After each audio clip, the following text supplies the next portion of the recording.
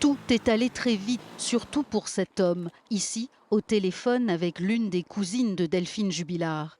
Il vient d'apprendre que des fouilles ont lieu sur la commune de Villeneuve-sur-Ver.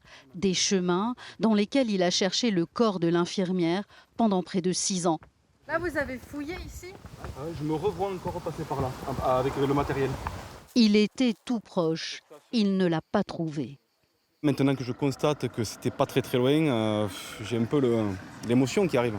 Je crois que je réalise pas trop encore, hein. Ça va venir plus tard, je pense, de bien réaliser que c'est fait. La nouvelle de la découverte d'ossements encore non identifiés se répand très vite autour de Cagnac-les-Mines, là où résidait le couple Jubilard. Nous sommes à 9 km du lieu des recherches. Du soulagement quand même, hein, parce qu'on se demandait toujours où elle était passée. Voilà, du soulagement. On a enfin le fin mot de l'histoire.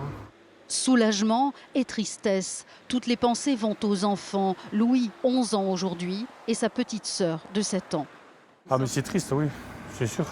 Il est obligé de parler. Pour les enfants, tout ça. Il fallait bien que ça se finisse, tout ça. Et je pensais qu'un jour ou l'autre, il craquerait, quoi. C'est obligé. On ne peut pas tenir ayant quelque chose comme ça sur le cœur, il me semble. Pendant près de 6 ans, la petite ville de Cagnac-les-Mines a vécu au rythme de cette affaire hors norme. Ce soir, Céline Filleul se sent libérée d'un poids. Ça a occupé votre esprit pendant ces 6 années presque? Oui. On a même été interrogés dans notre lotissement, la police est venue, tout le village a été impliqué. Hein.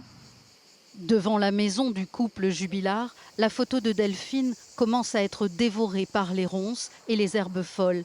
Mais la vérité, tant espérée par la famille, commence enfin à être dévoilée.